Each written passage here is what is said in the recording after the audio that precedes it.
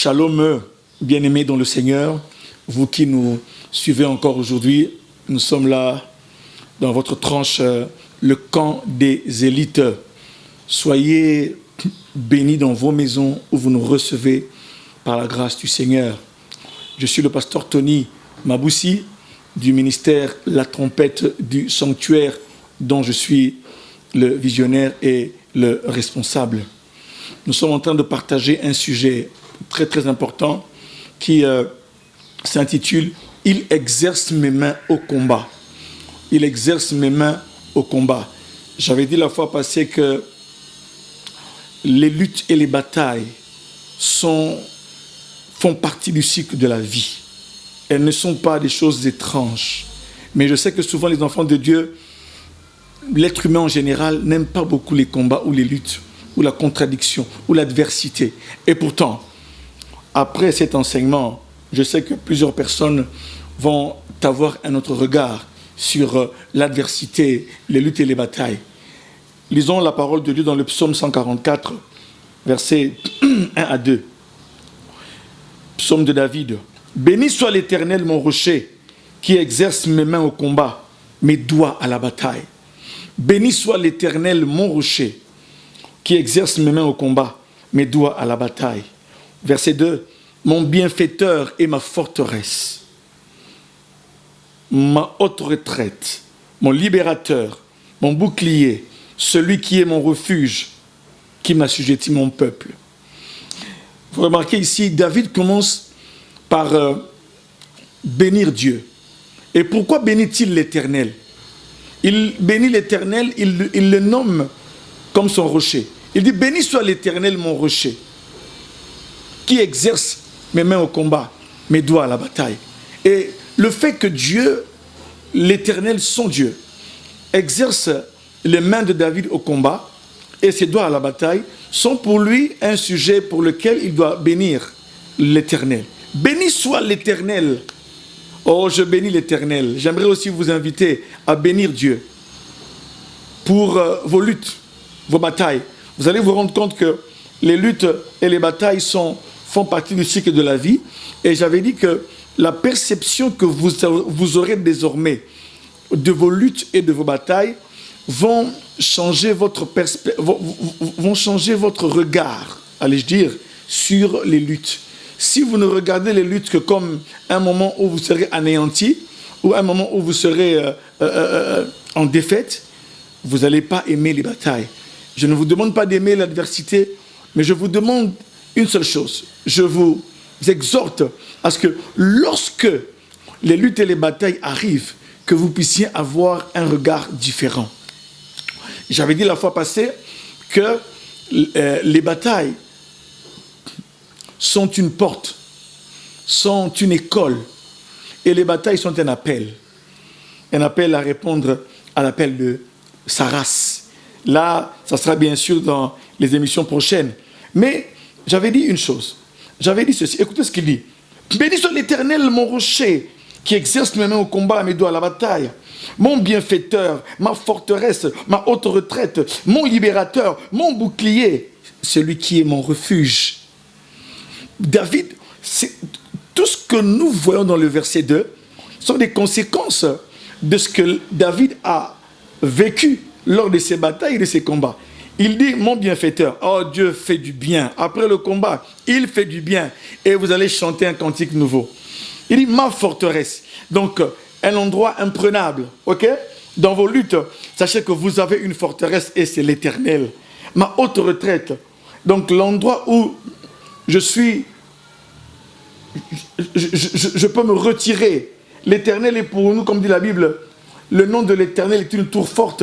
Le juste y accourt et se trouve en sûreté. Ma haute retraite. La retraite, c'est le lieu où, lorsque quelqu'un se bat, ou une armée se bat, lorsqu'elle va en retraite, c'est-à-dire qu'elle va à un endroit en sécurité. Il dit, mon libérateur, on libère quelqu'un qui est empêtré ou bien qui est lié dans quelque chose. Mon bouclier, le bouclier c'est pour la protection. Alléluia. Celui qui est mon refuge, le refuge. Et toutes ces appellations sont des appellations de protection. Mais allons-y, bien-aimés, dans le vif du sujet. J'avais dit la fois passée que les batailles sont une porte. Et j'avais dit, c'est une porte pour la connaissance. La connaissance de Dieu et la connaissance de soi-même. OK? Et j'avais dit que c'était aussi une porte pour la révélation. L'enseignement est un peu vaste. L'enseignement aussi, je le partage aussi sur les réseaux sociaux. Sur ma page Facebook, La Trompette du Sanctuaire. Et sur ma chaîne YouTube, intitulée Tony Maboussi Légal. Donc cet enseignement est aussi là-bas. Mais ici, mes frères et mes sœurs, j'aimerais aborder le deuxième point. C'est que les batailles sont une école. Alléluia. Bien-aimés, toutes nos batailles ne sont pas destinées à vous anéantir. Je vous ai dit la fois passée qu'au début de ma conversion, j'ai eu à affronter des forces spirituelles négatives, obscures, au début de ma conversion. Et cela m'a fait grandir très vite. J'ai appris beaucoup de choses. Ce que je suis en train de vous dire, c'est aussi ma vie. Et ne pouvons pas tout vous dire. J'ai retenu les choses essentielles de mes expériences et de ce que dit la parole de Dieu. Passons maintenant au deuxième grand point. Les batailles sont une école. Une école de quoi? L'école est un lieu d'apprentissage. L'école est un lieu où nous apprenons des leçons. Nous apprenons des leçons afin que nous puissions être instruits de quelque chose. OK? Et là maintenant, premièrement, les batailles sont une école, l'adversité. Quand je parle des batailles, ce n'est pas seulement des cauchemars, c'est aussi des situations de la vie qui sont contraires. On peut lutter avec la stérilité, comme Anne. J'en parlerai prochainement. On peut lutter aussi contre des forces spirituelles négatives. On peut lutter aussi contre la pauvreté. On peut lutter contre la dépression. On peut lutter aussi contre bien de choses, contre certaines choses qui arrivent dans nos vies. Donc l'adversité sous toutes ses formes, c'est ce que je suis en train d'épingler dans cette émission. Lisons Hébreux 5, verset 8. 1. L'adversité est une école d'obéissance. Dans l'adversité, dans les batailles, vous apprenez l'obéissance. Vous entrez dans une école, c'est l'école de l'obéissance. Lisons Hébreux 5, verset 8. Il est écrit ceci. Oh, j'aime beaucoup ce passage. Il est écrit, je commence au verset 7. C'est lui qui, dans les jours de sa chair, on parle de Jésus, ayant présenté avec de grands cris et avec larmes des prières et des supplications à celui qui pouvait le sauver de la mort, et ayant été exaucé à cause de sa piété. Maintenant, verset 8, a appris. Donc, l'expérience, l'adversité, les larmes, ok? Là, on fait référence à Jésus dans les jours de sa chair. Je vois ici Gethsemane, le jardin de Gethsemane, entre autres. La Bible dit, il a appris bien qu'il fût fils. Oh, il a appris bien qu'il fût fils l'obéissance par les choses qu'il a souffertes. Alléluia. Les choses qu'il a souffertes durant son parcours, sa passion, les choses dont Jésus, les choses qu'il a souffertes ont fait de lui, bien qu'il fût fils, sa position de fils, son statut de fils ne l'a pas exempté d'apprendre. La Bible dit, il a appris. Bien aimé, quand on dit apprendre, appris, c'est la conjugaison, ok? Passé composé. Il a appris, c'est du verbe apprendre. Il a appris bien qu'il fût fils. Bien aimé, si Jésus a appris, toi et moi, nous allons aussi apprendre. Et il y a des circonstances qui arrivent, que Dieu permet pour que nous puissions apprendre. Et là, le Fils a appris l'obéissance. Le Fils de Dieu, la Bible dit, bien qu'il fût fils, il a appris l'obéissance. Il ne les a pas apprises lors du bonheur. Il ne les a pas apprises, il n'a pas appris l'obéissance lorsque tout allait bien, lorsqu'il souriait. Il n'a pas appris l'obéissance lorsque tout allait bien, quand tout était rose. Mais il a appris l'obéissance par les choses qu'il a souffertes. Bien aimé, la souffrance du Christ, l'adversité a été une école d'apprentissage. Une école où il a appris l'obéissance. Je me souviens encore de Marc 14. Il se jette. La prière de Gethsemane, il dit à Dieu, je sais que tu peux tout. S'il est possible, éloigne de moi cette coupe. Il voyait la souffrance, le fouet. Il voyait les clous planté dans ses mains. Il voyait la lance qui le transperçait. Il dit, s'il est possible, éloigne de moi cette coupe. Mais il a dit, mais toutefois, non pas ma volonté, mais que ta volonté se fasse. Mais que ta volonté se fasse. Mais que ta volonté se fasse. Aujourd'hui, mes frères, nous devons comprendre que l'adversité, c'est une école. Les batailles sont aussi une école. Lorsque nous luttons contre des choses contraires, c'est une école qui nous apprend, alléluia, ça nous apprend l'obéissance. Parce que l'être humain de nature, le péché nous a rendus désobéissants. Mais là, Jésus, dans les jours de sa chair, était là pour nous montrer l'exemple que même quand il fallait obéir pour des choses difficiles, il a appris l'obéissance. Alléluia. L'école de l'obéissance. Ce par quoi vous passez, bien-aimés, regardez-le avec une autre perception. Et après votre lutte, après votre bataille, vous allez devenir quelqu'un plus obéissant qu'avant. Alléluia. C'est pourquoi il y a des jours où je dis merci à Dieu pour mes combats. Il y a des jours où je dis merci à Dieu pour mes luttes.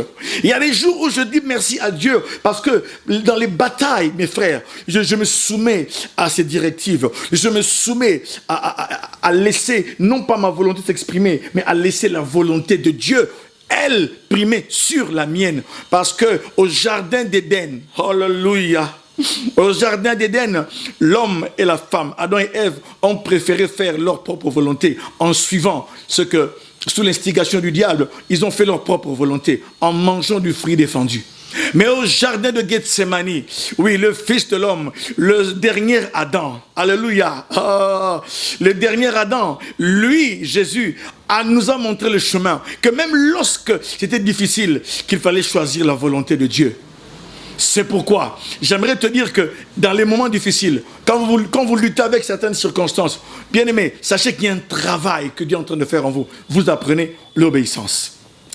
Deuxième chose, dans l'école, c'est que il y a les luttes et les batailles sont une école de caractère. Je reviendrai au même passage. Dans les luttes, bien aimés, Dieu est en train de forger votre caractère. Il vous donne le caractère des fils. Les fils sont obéissants. Les fils du royaume, les fils de Dieu, alléluia, qui ont en eux l'esprit de Dieu, qui crient Abba Père. Le fils est obéissant. Le fils a un caractère qui fait que il a les pensées du Christ. J'aime ce que dit la parole de Dieu dans Philippiens chapitre 2. Il est écrit: ayez en vous les sentiments qui étaient en Christ, lequel existant en forme de Dieu, il n'a pas regardé comme une proie à arracher, d'être égal à Dieu. Mais il s'est dépouillé lui-même en prenant la forme d'un serviteur, en se rendant obéissant jusqu'à la mort de la croix. C'est pourquoi Dieu l'a souverainement élevé et lui a donné le nom qui est au-dessus de tous les noms, afin qu'au nom de Jésus, tout genou fléchisse dans les cieux, sur la terre et sous la terre, et que toute langue confesse que Jésus-Christ est Seigneur, à la gloire de Dieu le Père. Mes frères, la Bible dit: ayez en vous les sentiments qui étaient en Christ. Regardez ce qu'il était. Bien qu'il fût, il avait la substance de Dieu. Bien qu'il était Dieu, mais il n'a pas regardé cela comme une proie à arracher. C'est pourquoi j'aimerais dire aujourd'hui à ceux qui me suivent qu'il y a des positions que nous avons. Ces positions ne peuvent pas, mes frères, nous donner, ces positions ne peuvent pas nous donner une mauvaise interprétation des faits. Il ne pouvait pas enfoncer les portes ouvertes. La Bible déclare qu'il n'a pas regardé comme une proie à arracher, d'être égal à Dieu. Mais au contraire, il s'est dépouillé lui-même. Ça, c'est le Fils. Le Fils fait primer la volonté du Père. C'est ça le caractère du Fils. Et le Fils de Dieu, Jésus, nous a montré ce qu'un Fils devait être. Alléluia. Par rapport à Adam et Ève, lui nous a montré. Il s'est dépouillé lui-même. Mais pourtant, au jardin d'Éden, le diable a dit: non, Dieu sait que le jour que vous mangerez de ce fruit, vous serez semblables à lui. Mais ils se sont dit: oh, mais ok, ils ont eu la prétention de devenir comme Dieu. Et pourtant la Bible dit, Dieu a dit: faisons l'homme à notre image, selon notre ressemblance. Mais là, Adam Ève ont voulu devenir plus que ce qu'ils n'étaient. Et la conséquence, ils ont vu qu'ils étaient nus et ils ont été chassés. Leur désobéissance leur a valu l'exclusion du jardin d'Éden. C'est pourquoi, mes frères, regardez ce qui se passe ici. Les batailles sont une école de caractère. Une école de caractère. Il y a des choses, et je vais le lier au point suivant. Ok? Vos batailles vous rendent, vous donnent l'image du Fils. Parce que Romain dit que le but de Dieu, c'est de nous rendre semblables à l'image de son Fils. Dans le caractère. Beaucoup d'entre nous, nous sommes rebelles au fond de nous. Nous sommes rebelles au fond de nous. Mais parfois, certaines adversités nous rendent obéissants et nous donnent le caractère de Christ. Quand je parle de caractère, c'est comme dit Philippiens 2. Ayez en vous les sentiments qui étaient en Christ. Quels étaient ces sentiments? Lesquels existaient en forme de Dieu. Il n'a pas regardé comme une proie arrachée d'être égal à Dieu. Mais il s'est humilié. Il s'est dépouillé. C'est ça. L'enfant de Dieu, dans le caractère que Dieu veut voir en nous, il veut voir l'humilité. Il veut voir renoncer aux choses.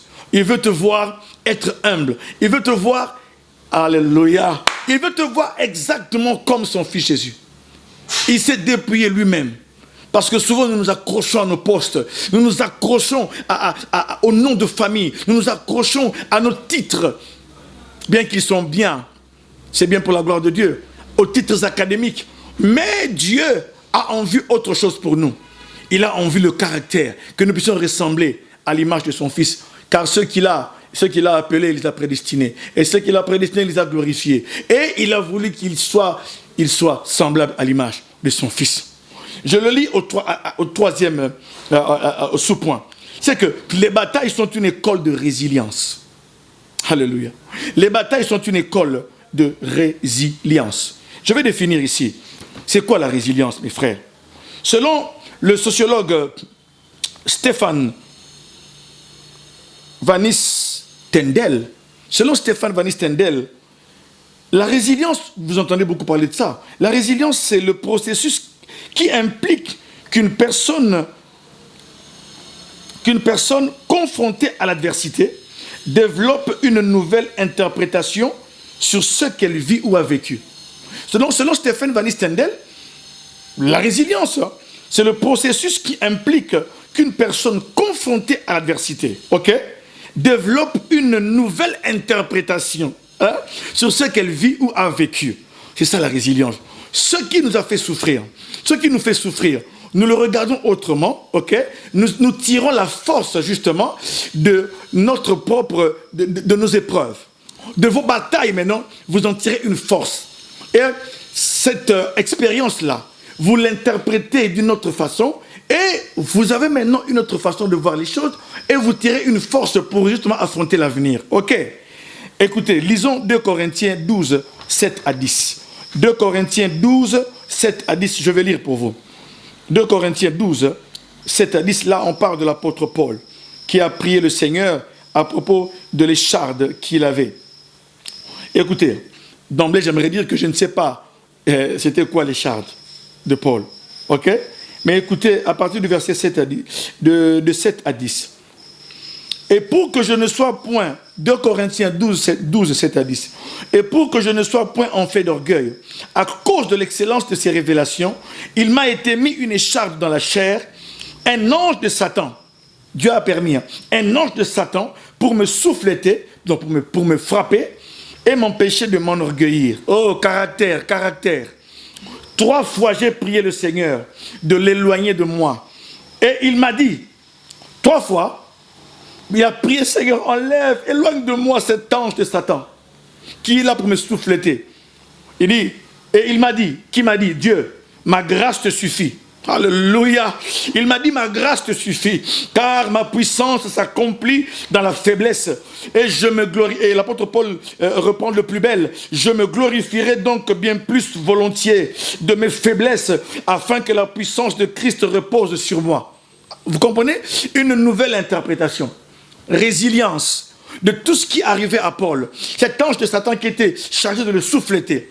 Certains disent qu'il avait parfois une maladie violente, ok, qui lui rappelait qu'il n'est qu'un homme. Et il luttait contre ça. Ok? Ça, c'est selon les interprétations des commentateurs. Mais là, il dit, Dieu lui dit, ma grâce te suffit. Car ma puissance s'accomplit dans la faiblesse. Alléluia. Ça, c'est la méthode de Dieu. Et là, l'apôtre Paul maintenant entre dans une résilience. Il dit, je me glorifierai donc bien plus volontiers de mes faiblesses, afin que la puissance de Christ repose sur moi. C'est pourquoi je me plais dans mes faiblesses. Oh, qui peut se plaire dans sa stérilité? Qui peut se plaire dans sa sécheresse? Il dit, je me glorifierai bien plus dans les faiblesses, dans les outrages, dans les calamités, dans les persécutions, dans les détresses pour Christ, les détresses pour Christ, car quand je suis faible, c'est alors que je suis fort. Oh, j'aime ce passage, c'est cette chanson qui dit que le faible dit, je suis fort. Le pauvre dit, je suis riche. Alléluia. Bien-aimés, les adversités sont une école de résilience. Une école où on interprète à nouveau. On réinterprète sa douleur. On réinterprète ce qui vous arrive. Alléluia. Il dit ici, je me glorifierai. C'est-à-dire que je prendrai honneur. Je verrai cela comme une gloire. Je me glorifierai bien plus de mes faiblesses. Car c'est dans la faiblesse que la puissance de Christ. Alléluia. C'est quand vous acceptez que vous n'êtes rien. C'est quand vous acceptez que tout est grâce. C'est là. C'est là. C'est que dans la résilience, vous êtes entré dans l'école de la grâce.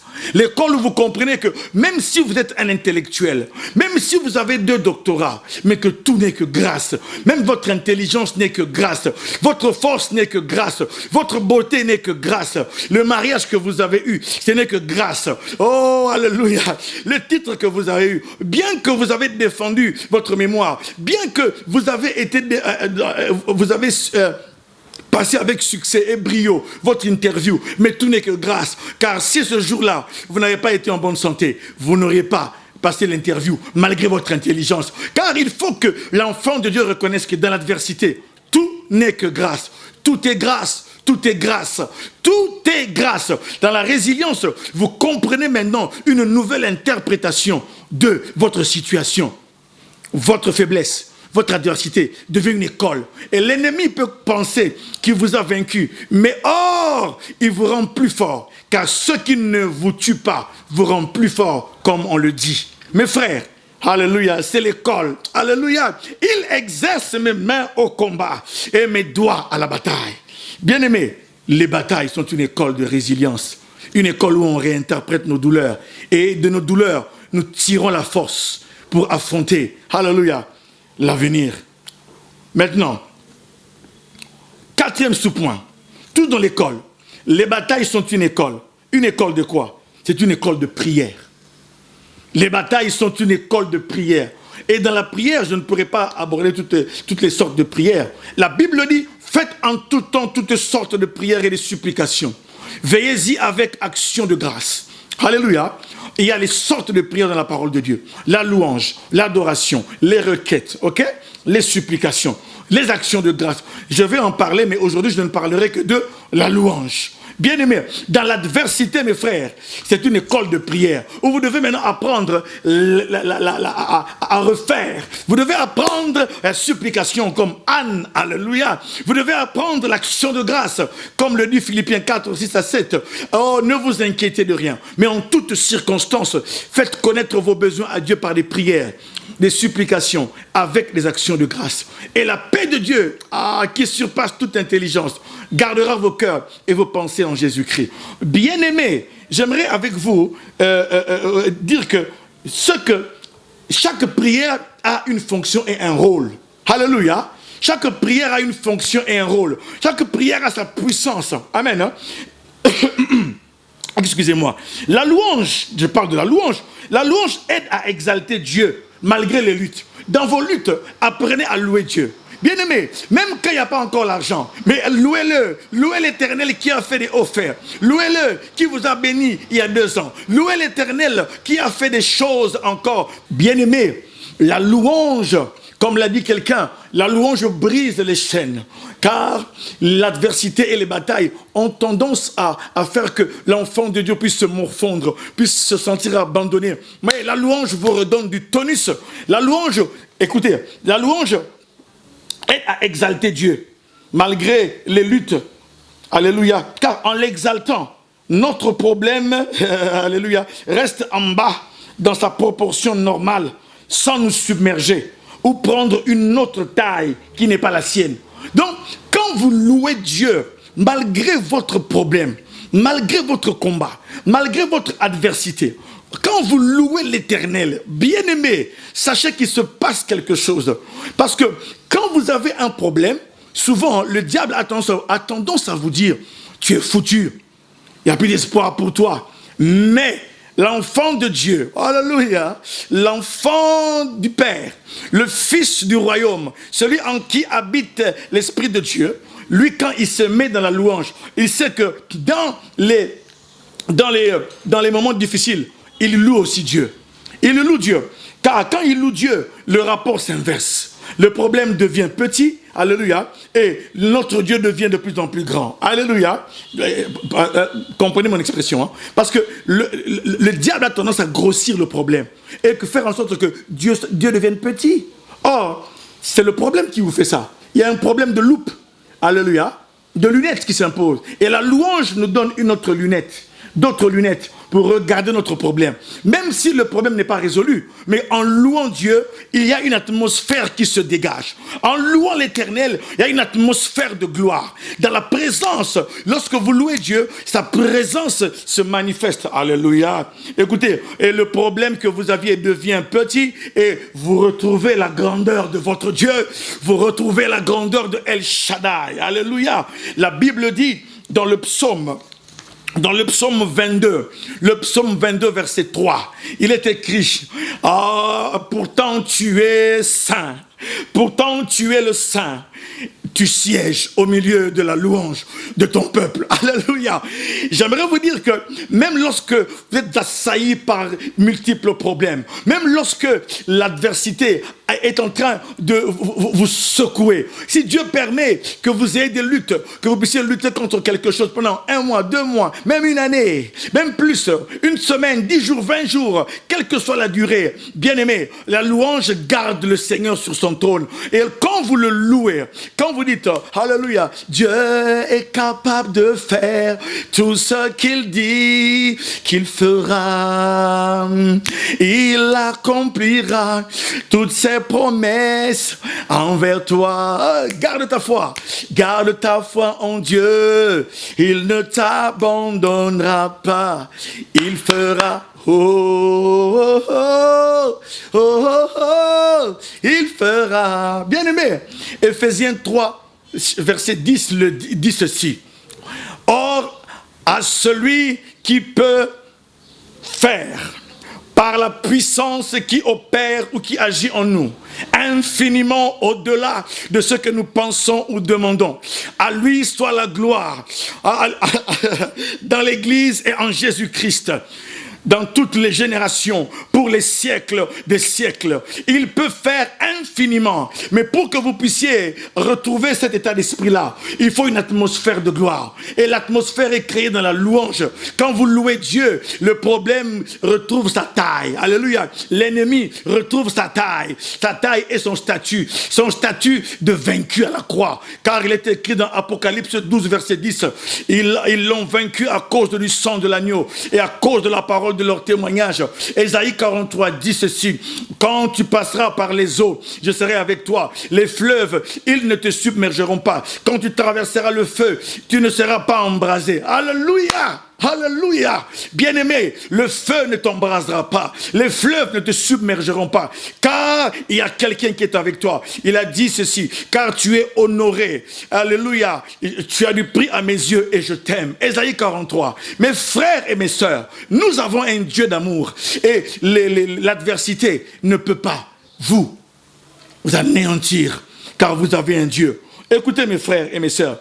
C'est pourquoi dans Nombre 13, verset 33, Nombre 13, 33, lorsqu'on a envoyé les 12 espions, aller espionner la terre promise. En rentrant, 10 ont donné un rapport mitigé, négatif, enfin mitigé et puis à la fin négatif. Il n'y a que 2 qui ont gardé la tête haute, un rapport de foi, c'est Josué et Caleb. Et les 10 ont dit ceci: on a trouvé effectivement c'est un pays où coule le lait et le miel, un pays d'abondance. Ils ont même rapporté des grappes de raisin qui étaient énormes. Mais ils ont dit, on y a vu des géants, les fils d'Anak. À leurs yeux et à nos yeux, nous étions comme des sauterelles. Déjà, votre adversaire, vous le voyez comme, lui, il est géant. Ils étaient géants. Mais qui vous dit que vous êtes une sauterelle? Car un homme avec Dieu est une majorité. Écoutez, la louange crée une atmosphère favorable à l'expression de la foi. La louange crée une atmosphère favorable à l'expression de la foi. L'adversité crée une atmosphère négative plutôt. L'incrédulité, la peur. Et dans la louange, vous chassez la peur. Alléluia.